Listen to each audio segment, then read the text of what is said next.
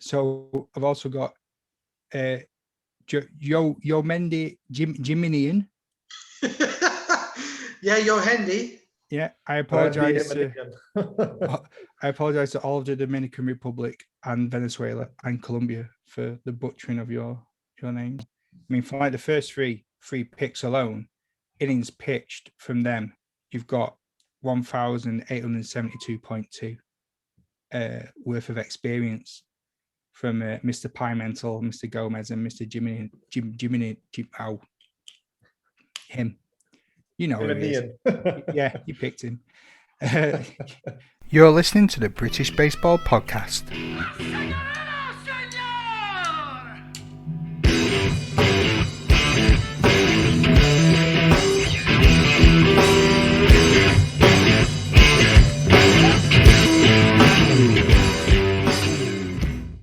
Hello, baseball fans. Matthew with another episode of the British Baseball Podcast. Got a treat for you today. We've got another photo with the British Knights. The international section of the draft has now been completed and contracts have been signed. So we've got some updated information from Kevin Mahoney and Craig Savage on the team. What's been happening since last time we spoke with league news, with the European Super League of Professional Baseball, and also what the Knights roster is now looking like and how it's shaping up. Some exciting chat about some of the position players that they've got on there, and quite a lot of talk as well about the draft itself. It's a great insight into how the new franchise has been built and what we can expect and look forward to.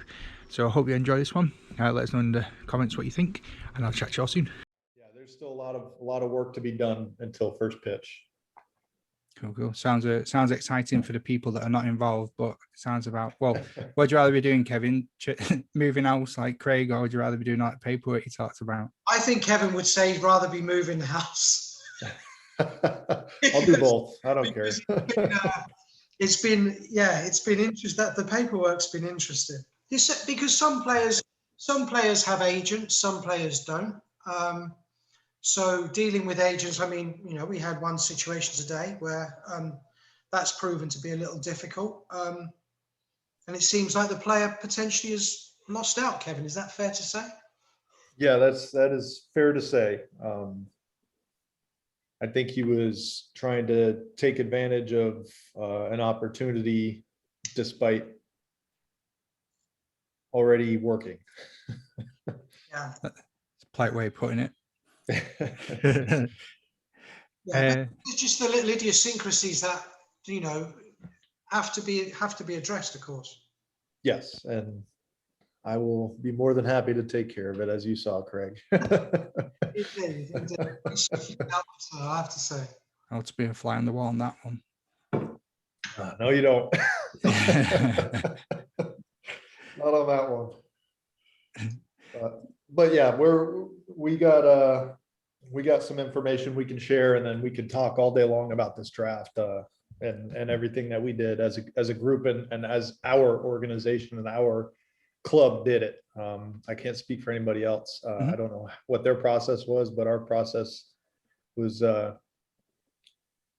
thought it was fun. It was really cool to be able to do what we did and have the structure in which we did it with. And we had information flying around and we had discussions, and it was a lot of fun. It was interesting how it sort of played out on the night. And I know you've got some questions, Matt, that you want to run through for people, but just the way that we were, that as a staff we were set up. We had, I thought, as Kevin said, we all had it pretty organized. We had linked ourselves up with a WhatsApp group, and we were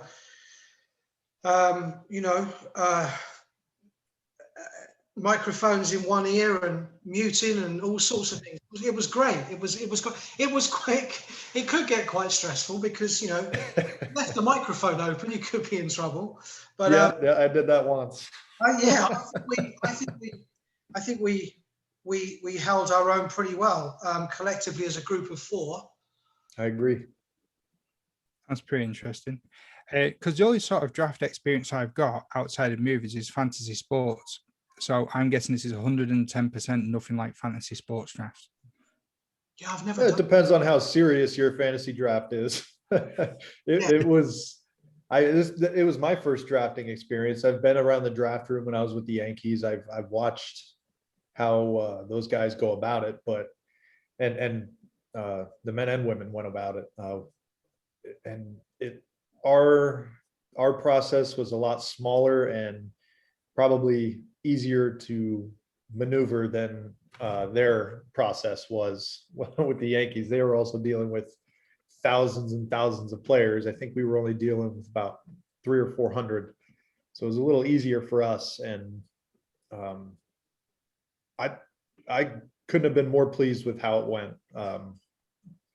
Between Craig and our coaches, it was a breeze. We were having conversations 2, 3, 4 rounds ahead of what we were going to do, and we knew exactly the next pick when we got our guy, and if somebody had snapped him up, we had a number 2 and a number 3 for that round. So we were more than prepared, I think, and it went great.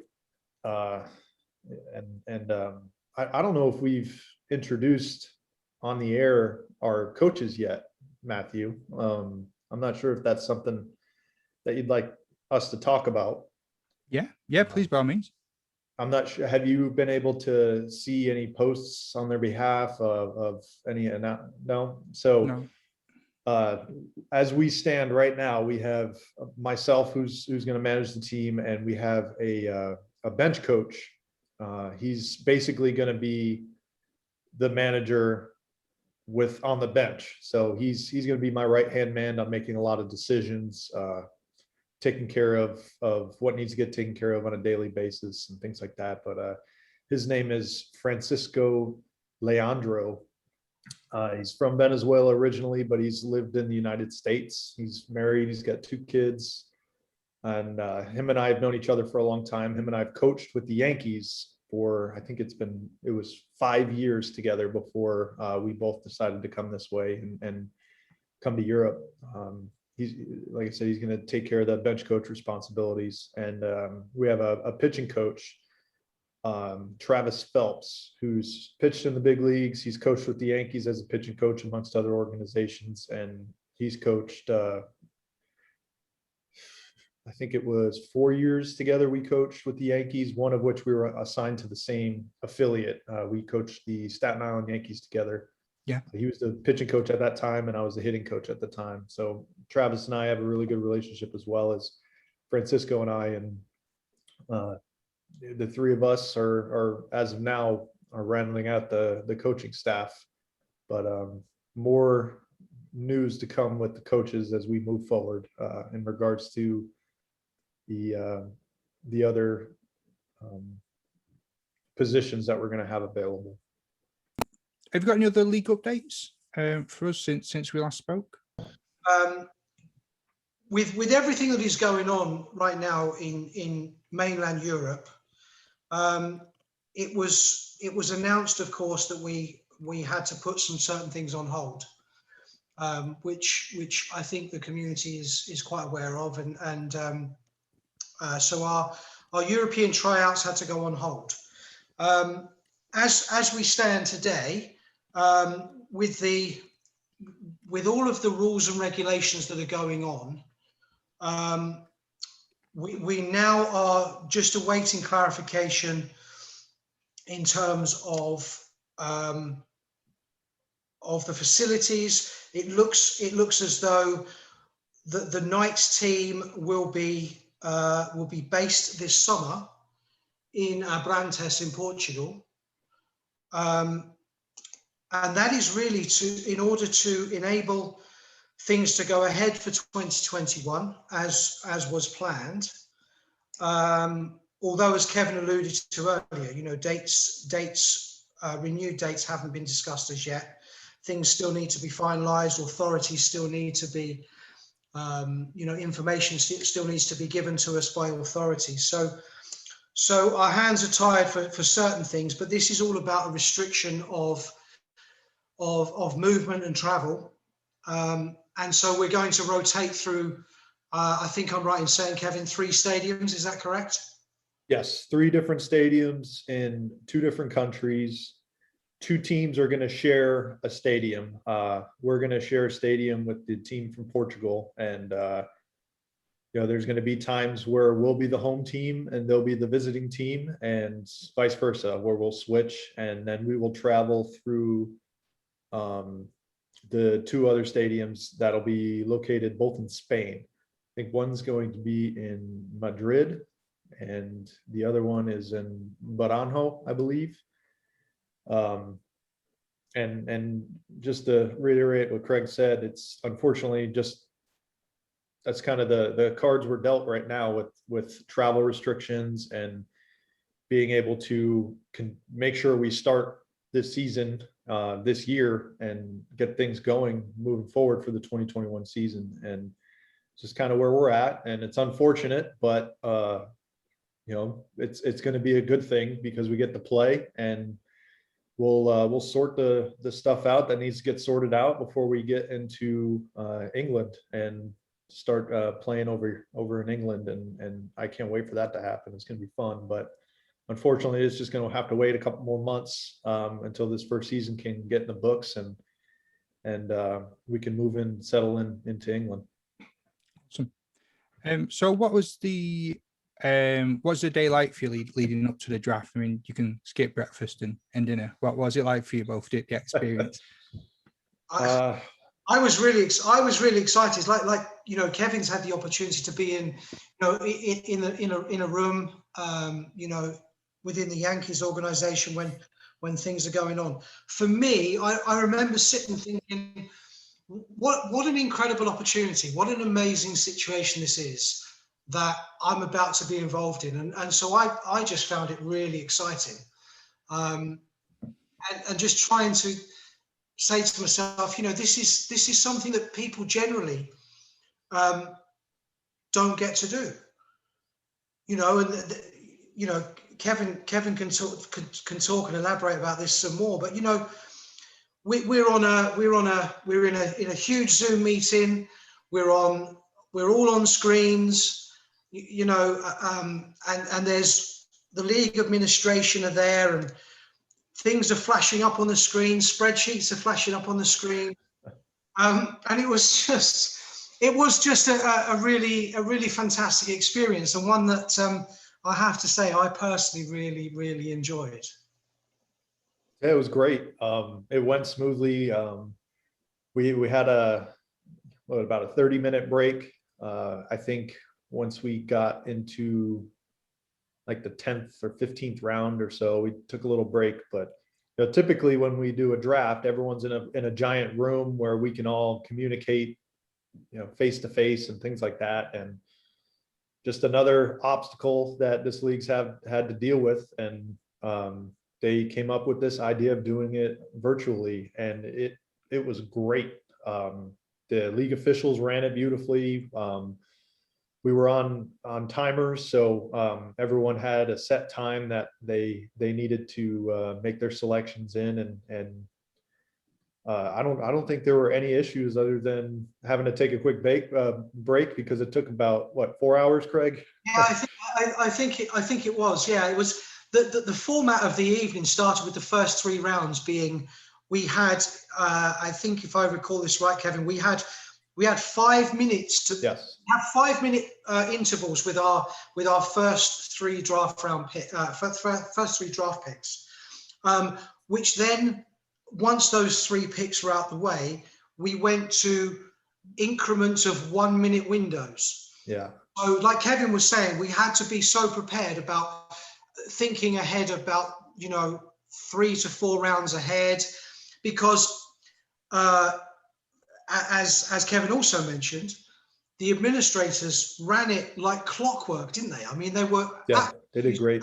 You would get the way that it would work. It would come to our pick, and somebody would announce, Knights, you're on the clock.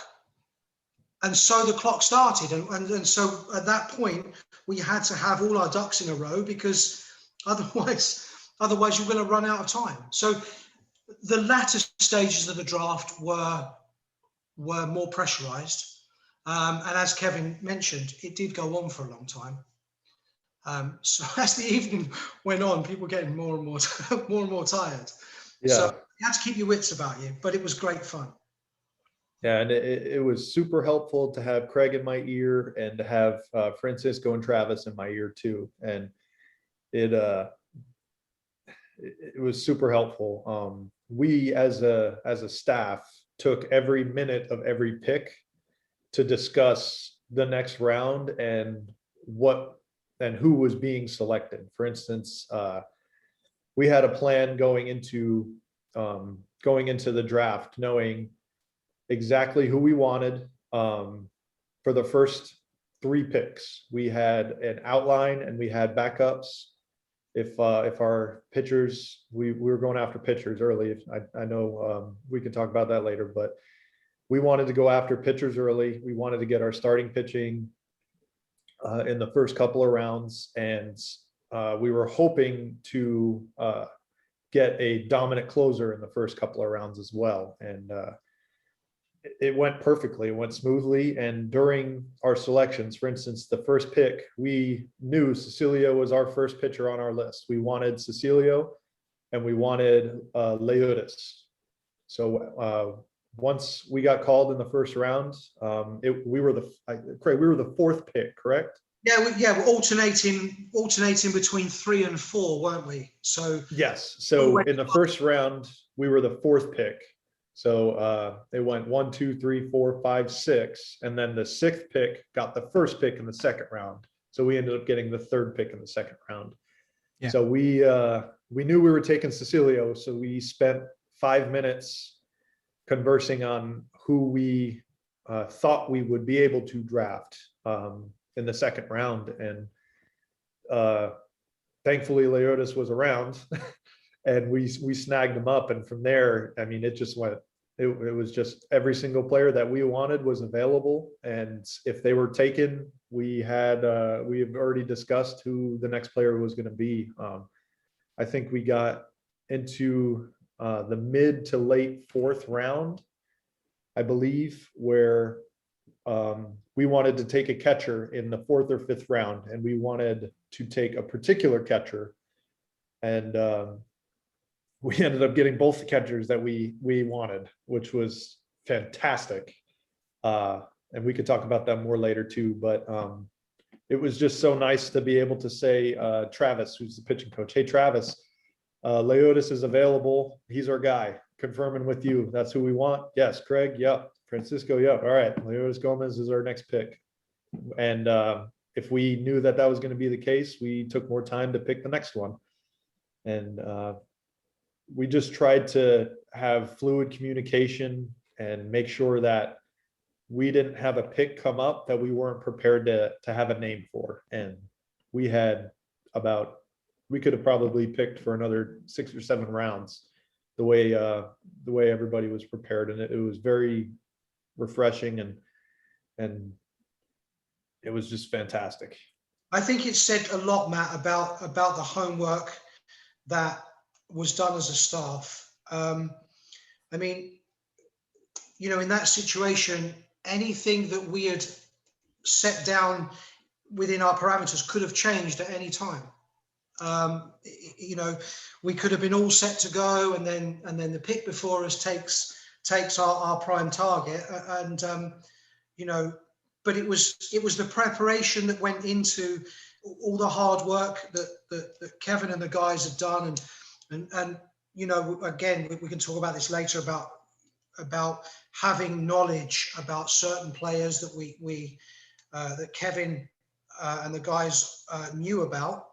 But it just, as Kevin said, it all just fell into place. It was just, you know, I kept thinking, hang on, we've got everybody we wanted. We've got everyone we set out to get. And I think that just spoke volumes about the work that was put in, because again, we'll talk about this, we'll touch on this a little bit later when we talk about how we viewed how other people did it.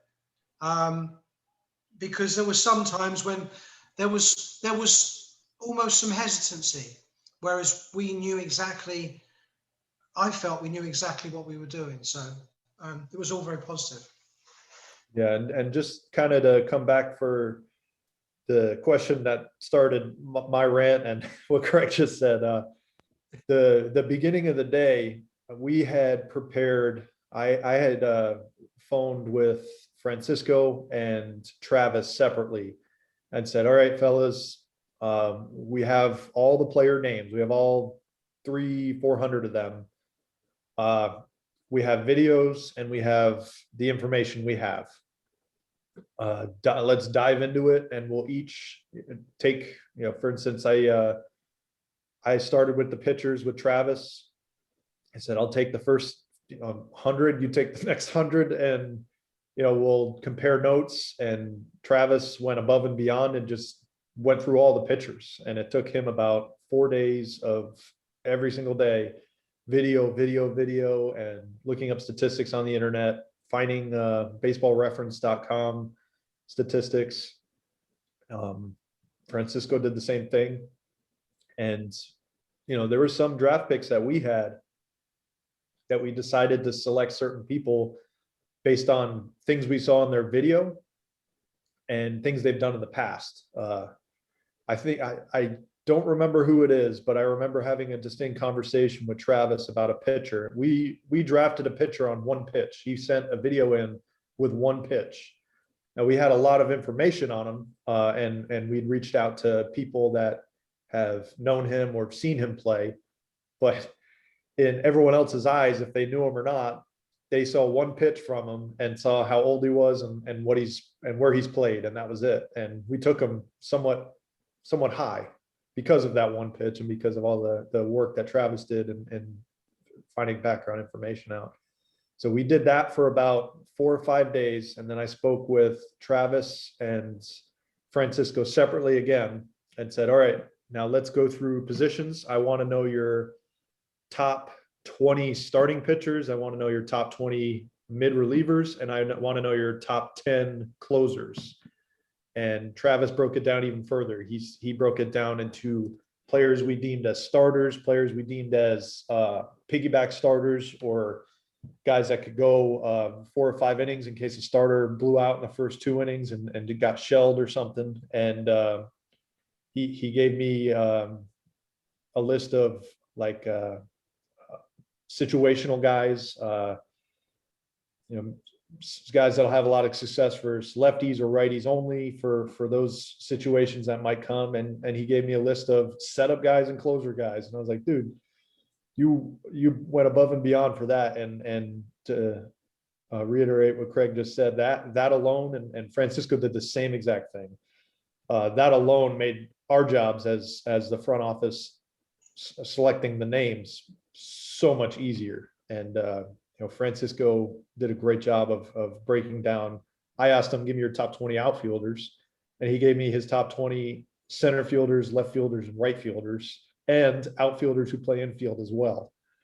So it was a lot of work building up into draft day that made draft day, I think, run so smooth for us. And then I believe it was the morning of, Craig, the 4 of us got onto one phone call, and we just kind of talked it out and said, all right, this is what I'm thinking based on what's out there. Starting pitching is going to be kind of short. There's our list, I don't think, made it to 20 true starters that we saw. This player is going to give us 5 or 6 innings of dominant baseball or give us a chance to win the game with our bullpen.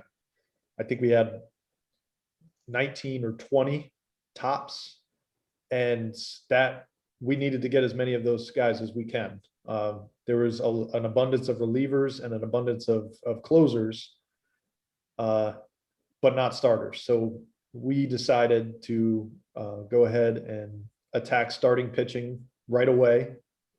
And I felt it very important that we address the catching situation, and by the latest, the 5th round, which I believe is when we selected our first catcher.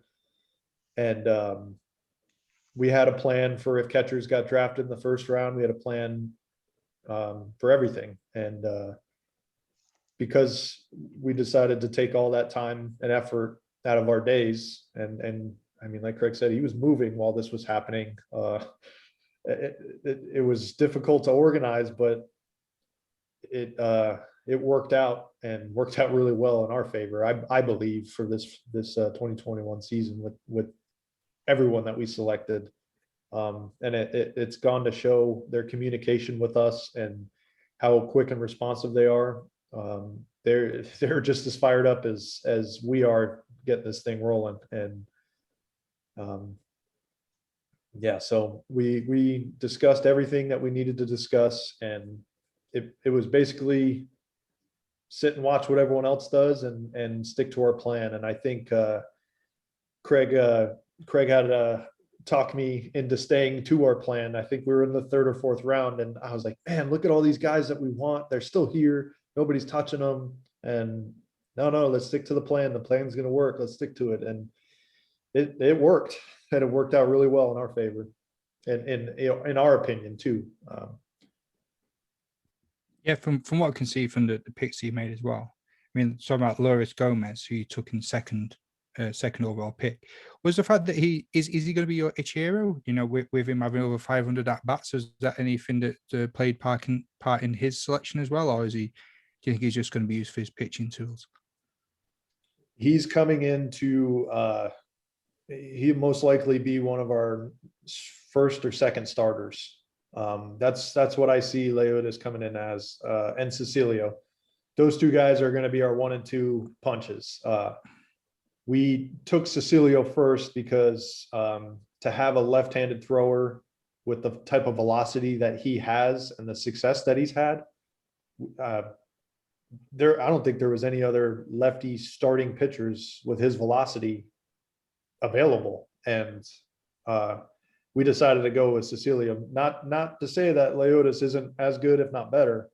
Leotis is a really, really good right-handed pitcher, and I believe he's been in the Mexican League for a number of years and has put up some really good numbers there. Yeah. And both of them bring in a veteran type. They're both veterans. You know, they've been around for a while. They've both played professionally with affiliated baseball as well as international baseball. And we're hoping that these two guys can kind of help lead with the other veteran guys that we selected, kind of just help lead the young guys and lead the staff to being a dominant force, because they have the ability to. Yohendi Himanian as well has the ability to come in and dominate as well. I mean, he's another guy that I fully expect to be one of our starters and come in and have success right away for us. And he's another veteran player who I think between those 3 guys, I mean, they're going to lead us on and off the field. That's kind of what we're expecting out of them. And as far as Leotis having at bats, who knows if that'll come into play or not? I don't know, but that's something that is that we know of and is in the back of our minds when we go into these games, and it'll probably get brought up. I'm sure there'll be a situation where you just run out of players sometimes, or you run out of pitching for that night, or you need to stick somebody out in the outfield or for whatever reason. So it's good to know that wasn't why we picked them, but it's, that's always good to have some type of versatility. I'm a big versatility guy, which you'll see when you go down to the outfield and infield selections, as well as our catchers. Thanks, Kevin. I mean, when you think, I mean, when you talk about veterans, I mean, I'm a veteran. Luis is 34 years of age. He's those 3 guys. When you look at their careers as it stands, I mean, we're looking at guys there with 8 seasons of AAA experience between them. And I think that from what I've seen and especially from Luis and him and I have made contact via media. I think I'm really excited about what I see from him, because he does look incredibly strong. Having said that, Cecilio's the same as you rightly say, and these guys have been around, and they know what to do. They know the game, and they've got some serious experience under their belt. So I'm hoping that 1, 2, and 3, absolutely fantastic and incredibly strong. I've noticed as well, like, we're talking about the catchers. Both the catchers are have been part of the Yankees organization in the past. Kevin, were you aware of them before you entered the draft, or was it scouting that you relied on? Because I know there's a few more Yankees former prospects in the mix as well. Yes, I know both of those players very well. I've coached both of them. I've seen them play. I know a lot about these two catchers. We initially had targeted a catcher who had big league experience that I actually, this might show my age, but him and I played together when we were in rookie ball. Fortunately for him, but unfortunately for us, he ended up signing a minor league contract with a spring training invite to go and play in the United States. And you know, unfortunately for us, I say, because I'm thrilled for him, because he's got yet another opportunity to make it back to the big leagues and catch. And he's a fantastic player. But once he was out of the question, I knew that Eduardo Navas or Jerry Sates, one of them was going to be our catcher, period. That wasn't even a question in my mind. I told Travis has experience with both of those catchers, and he was excited when they were both on the list. And Francisco coached Eduardo Navas, I think, for 2 years in Charleston at the Charleston Low A affiliate with the Yankees. And the three of us know him. He's a wonderful kid, and he's an excellent catcher. He can block, he can throw, he can call a game. And to make things even sweeter, he's bilingual. He speaks English and Spanish. So he's going to be super helpful with being able to have conversations on the mounds if Francisco is not allowed to come out and help us with the transit. Francisco's bilingual as well, but if we're having any translation issues, Navi's going to help us out, as well as Jerry. They're both very, very good with English. They might even have played with some of these players in winter ball down in Venezuela or the DR, wherever they might have played in the winter ball. So when we were able to grab Navas and Jerry was there, I immediately, I think it was 2 rounds later, Craig, that we took Jerry. I'm just saying we took Navas in round 5, didn't we? I think. Yeah, we took Navas early because I was not letting him go. The 1-2 punch of them, Navas is they're both fantastic behind the plate. Jerry's can catch and throw and block with the best of them, and Jerry he's got a little thump in his bat too. They both could hit homers, but Jerry's got some more pop. Navas played, I think, 3 or 4 years in Charleston, and I was a left-handed hitter, and Navas is a left-handed hitter. It's not an easy park to hit in, and the wind blows in every single night from right field at about 20 miles per hour. And it's not easy to hit homers there. And I think he still managed to get a couple while he was there, and not the everyday catcher. So they both we've drafted them both based on what we knew they were going to give us behind the dish. And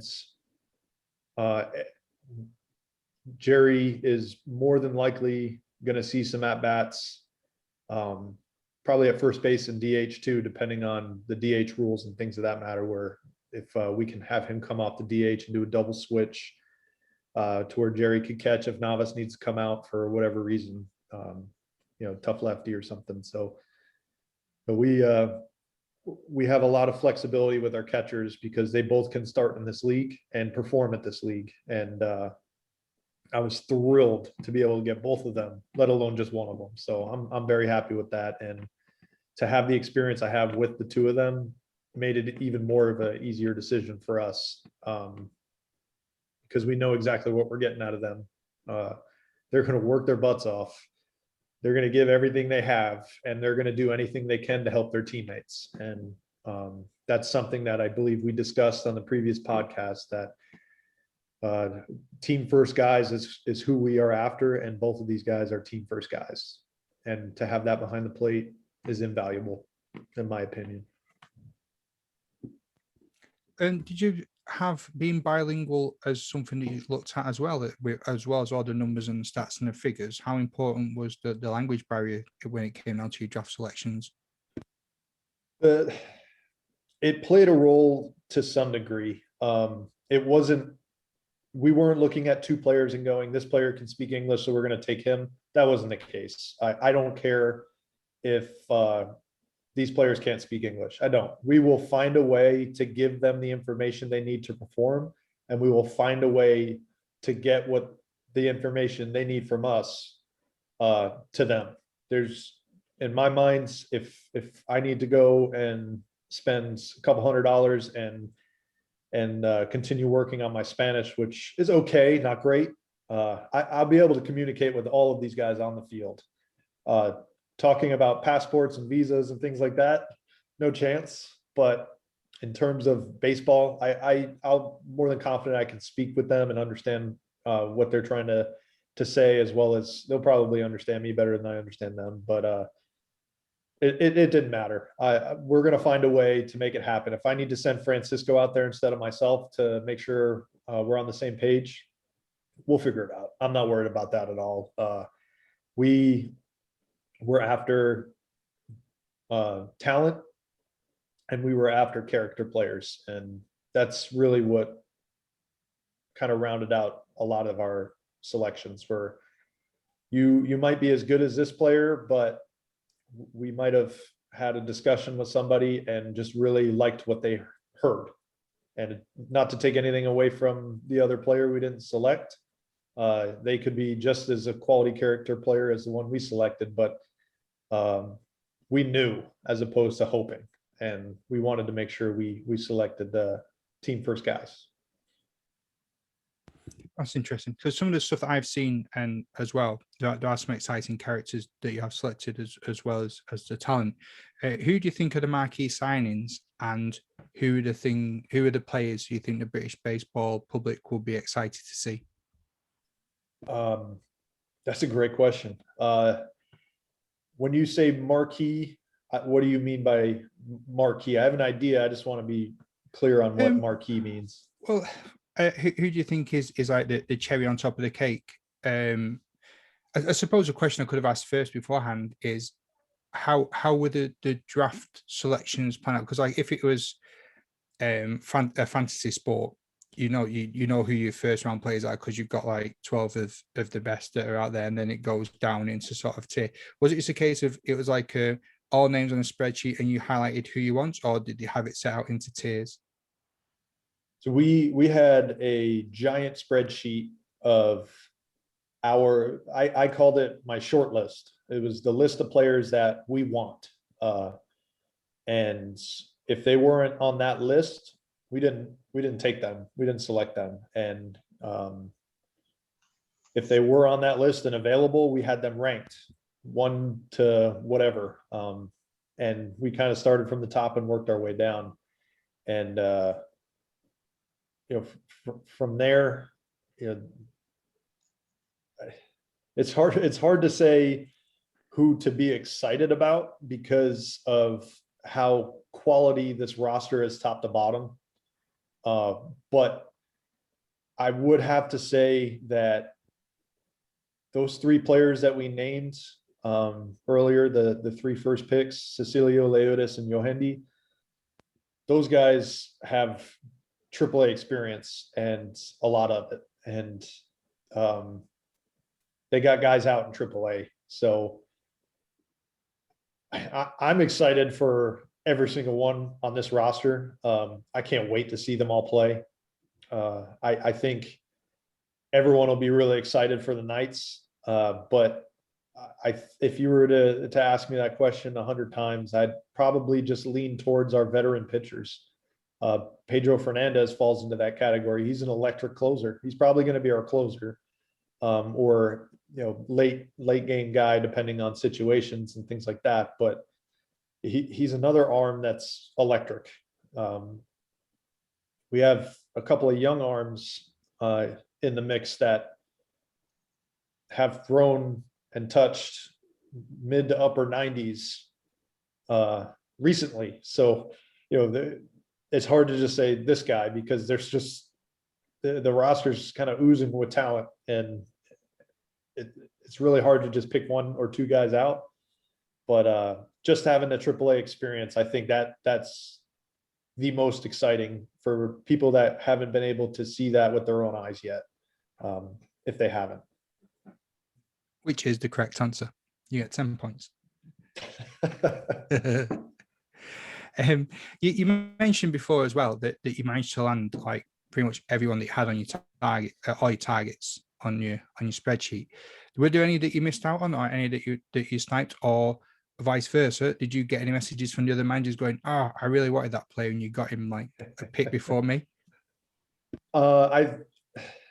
There wasn't much of that discussion going on, just because we only had about 60 seconds to make our picks. And if you didn't make your selection in 60 seconds, the next team could select before you got to select. So we didn't really get to have that type of talk. And by the end of it, I think we were all just like, whoa, that went fast, but it didn't.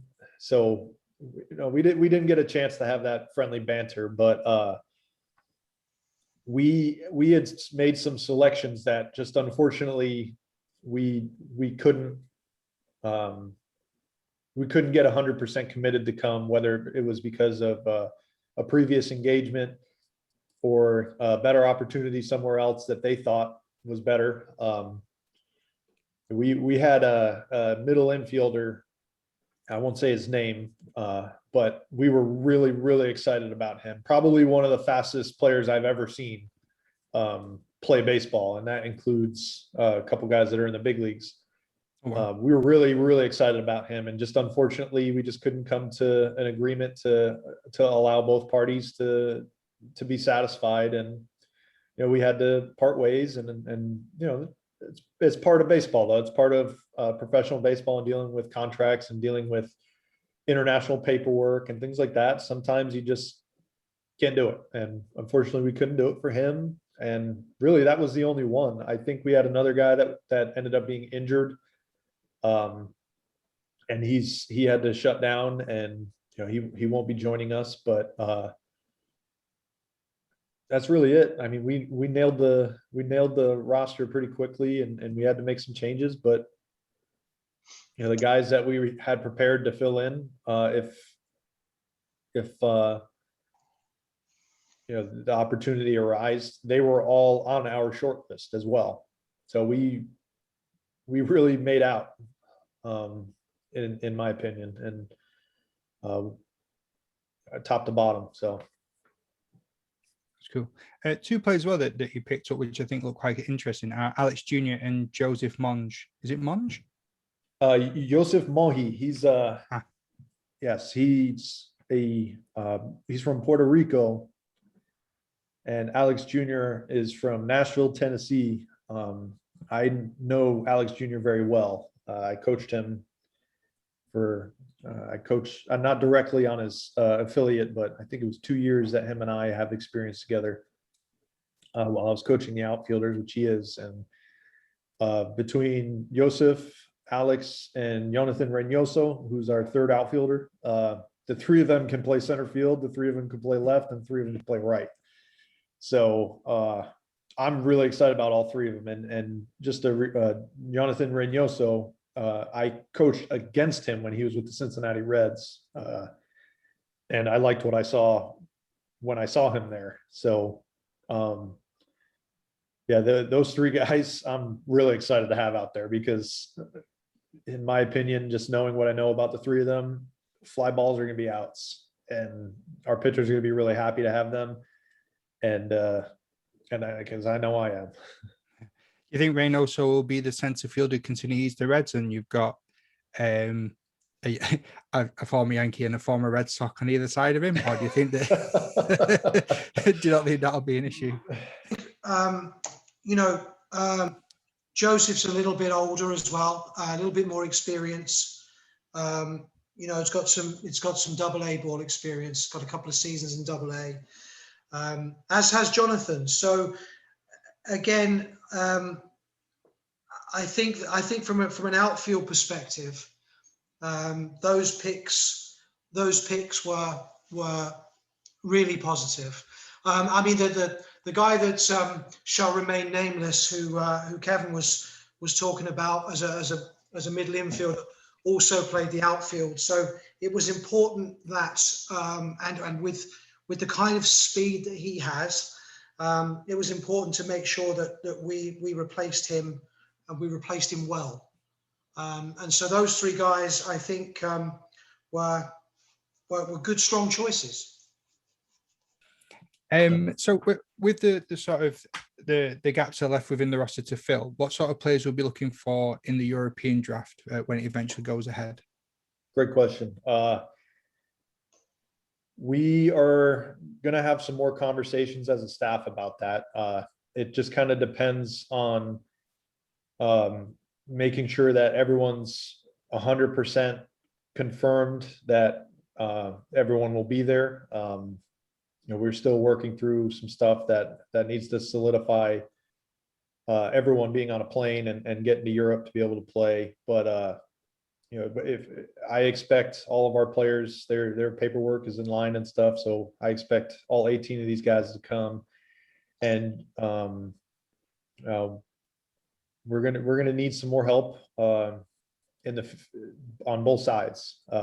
We only have 3 infielders and 3 outfielders on our roster, so that is an immediate need for another infielder.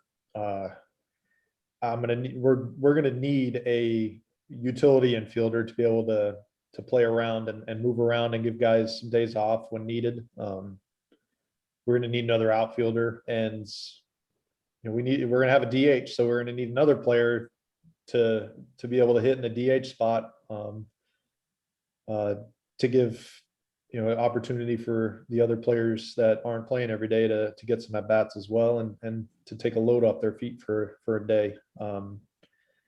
But we have 2, 4, 6, 8, 10 pitchers. I don't think 10's enough, so I would look to be adding at least 6 more players, probably 3 and 3 pitchers, 3 position players, could be 4 pitchers, 2 position players. But it just kind of depends on what's available once we get to Europe and we watch the workouts, who impresses us. Not right now, do we? I mean, we're in a, we're kind of playing a waiting game now, because it may well be that, because they're, it doesn't mean to say they're going to be European guys. They're European based, but it doesn't mean to say that Kevin or Travis or Francisco won't necessarily, they might know some of these guys. And so it's a bit of a waiting game to see what we're presented with, really. Yes. That's cool. So the draft is all complete. Any of the players that you want to mention before we move on to the next bit? Well, the international portion of the draft is complete, so we'll eventually get to the European portion. But I'd be happy if you want Craig and I to run through the entire current roster. We left some names out and that we're excited about. So I don't mind if you want us to run through the entire roster, just so everyone hears the names and whoever would like to do some research on their own, they can research some of these guys and get excited about them too. Well, I've got my spreadsheet that I was showing off before. Scroll down a bit as well. So my good spreadsheet. It's important to point out, Matt, that when you look at the breakdown of, and this is only a small breakdown of the 18 guys that we've drafted so far. 5 of our guys have got 11 seasons of AAA experience. 9 of our guys combined of 18 seasons of AA experience. So, there's lots for people to get excited about. And I think it's really important to make that point. Whatever, I feel that whatever we add to this is only going to make us stronger. But I think it's important. Kevin's right. It's important that everybody gets a mention, and these are names that people can just start to, do like Kevin said, do their own research, have a look at these guys. There's videos out there to be seen. Like I'll go back to Jeffrey. Take a look at that frisbee slider. Right, you're not going to get anywhere near it. Simple as. That's awesome. Yeah. So, John, to give us a recap then of the roster for who you've got on board at the moment.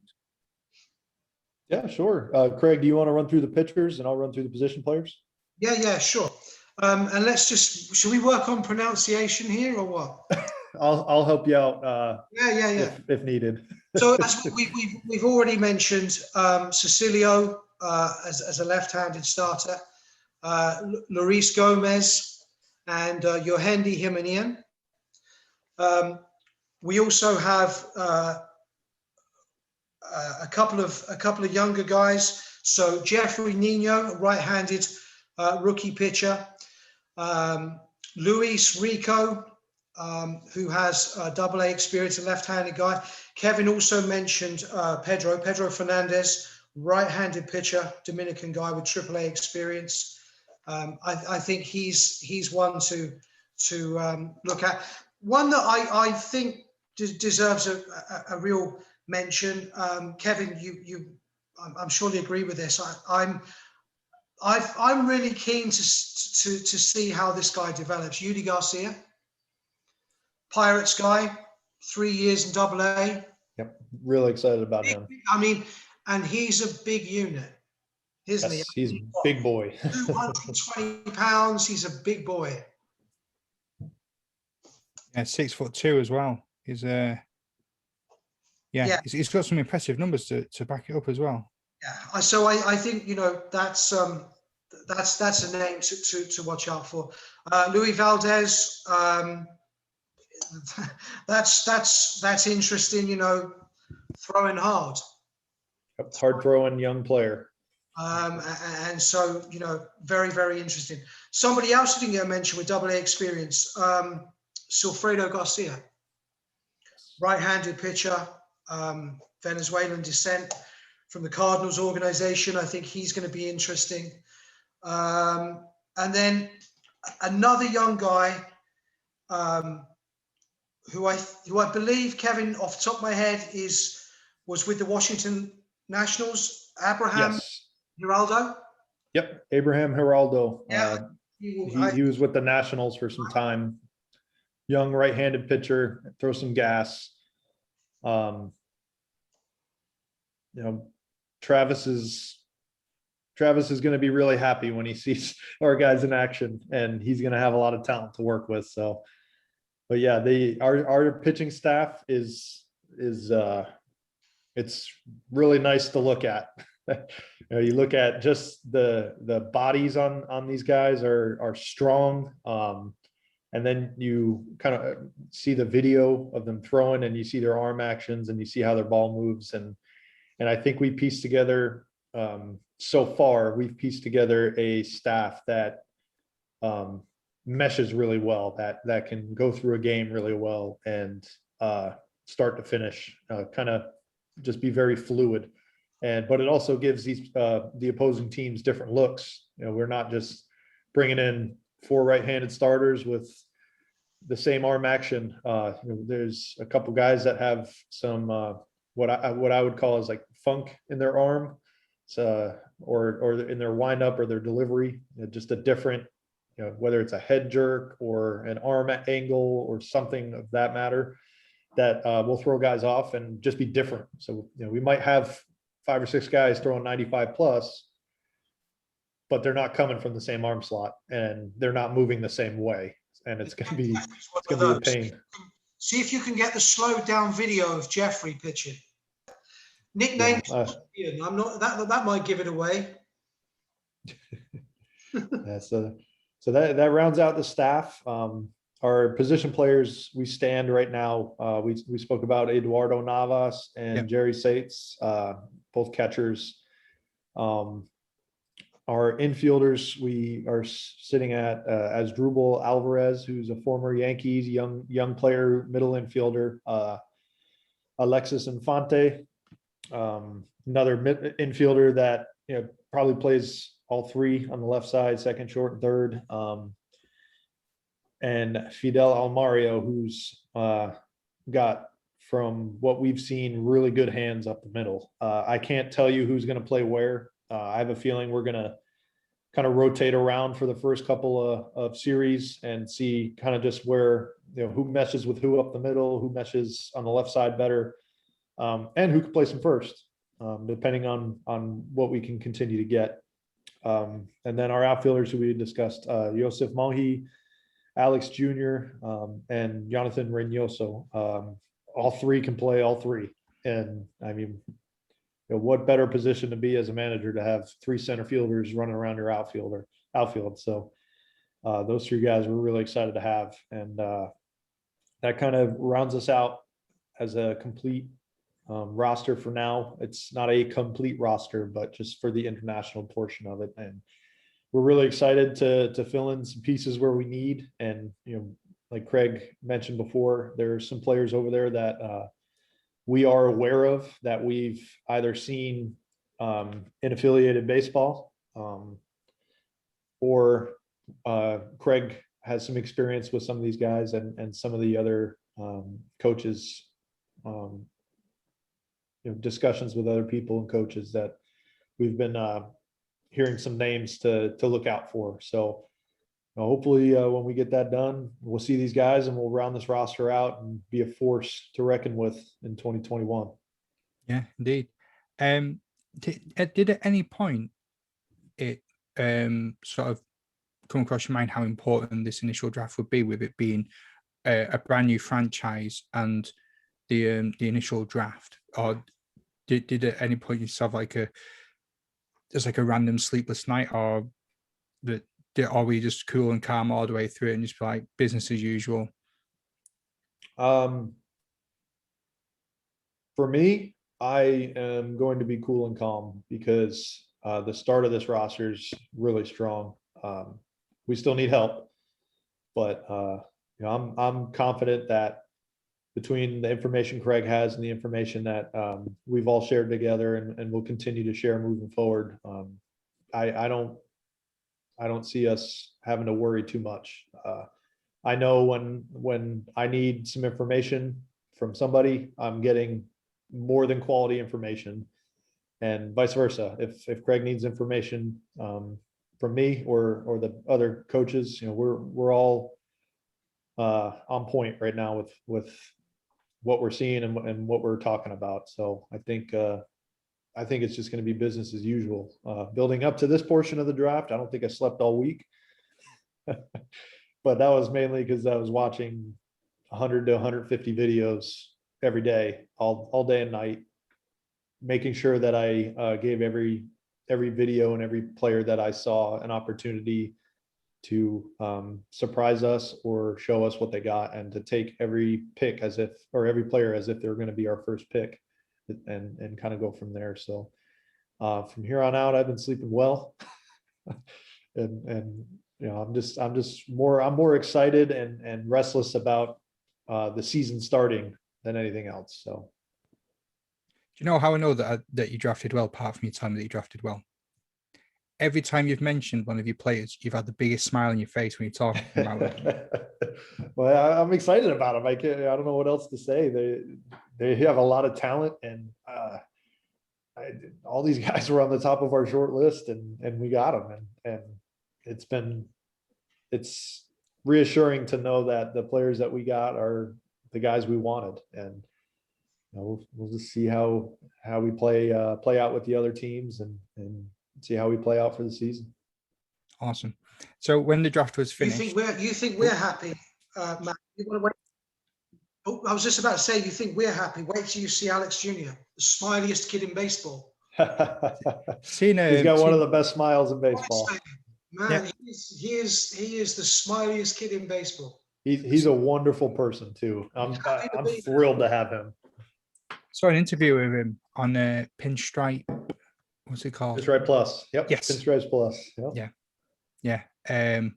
Which is why I think the chemistry of the players that you've got, from what I've been able to see, it just looks really exciting.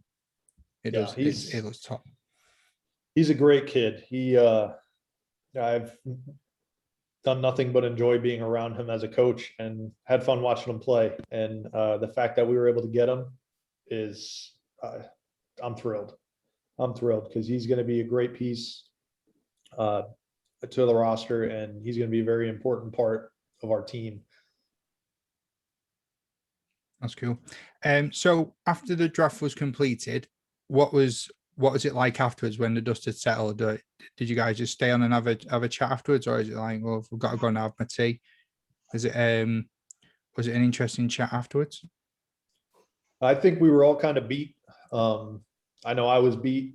I think, I mean, it was late in the day for you, Craig, right? It was. Yeah, it was late for me, but it was just mentally challenging. That's all. It was about keeping our focus. And but I just, I want to go back to something that Kevin said earlier that I think was a really important point. As a staff, I think we're extremely coherent, all on the same page, and I think that bodes very, very well going forward. And yet, it's like anything. It's when you're putting a team together, it doesn't matter what sport you're in, and if you want to do well, sometimes you can have collectively the best talent available, but if the stars don't align and it all doesn't come together as a team, then you haven't got a hope in hell. Doesn't matter how good people are.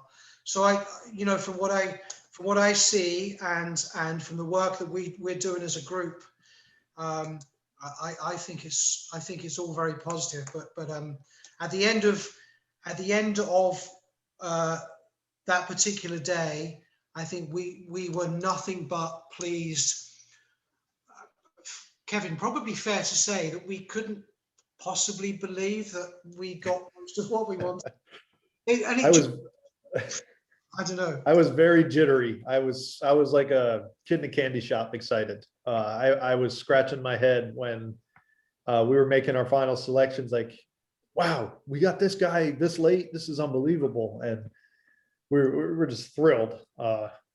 Travis was ecstatic when he saw the list of names, the final list of names, and Francisco was excited too. It's like, other than like maybe 3 or 4 players, we got everyone we wanted. And it was just, I think I had a nice beer afterwards to celebrate, because I was like, I'm so excited about this. Like, this is, obviously we have a ton of steps to move forward. And at the time there was a ton of steps to move forward, and we're still moving forward, but I was just jittery happy. I think it's such an advantage, Matt, that Kevin and Travis and Francisco have worked with a number of the guys. That makes so much difference to the group, and that I think is hugely important. And I think that stands us in really good stead. Awesome. Well, that brings us to the end of my questions. Thank you both again for your time from out your busy days. Really appreciate this recap and a fantastic insight into a draft room and how initial draft is done. Fascinating stuff. As always, last word goes to the guest. So, Craig, Kevin, anything you want to say before we part ways? Well, we'll be back and we'll talk about the European draft when we're able to do so. Just to give everybody a heads up on exactly what's happening. Perfect. Kevin?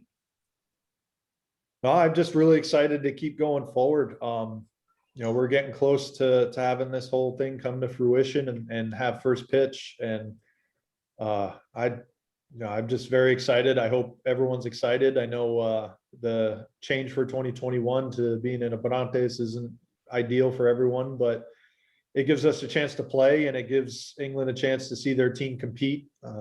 And we'll continue to move forward, and we'll be England. We will be in England sooner rather than later. So I'm very, very happy and pleased with where we're at now, and we'll continue to move forward. Excellent. Lovely stuff. Gentlemen, thank you again for your time as always, and I look forward to catching up with you after the European draft. Thanks, Matthew. Appreciate it. Bye.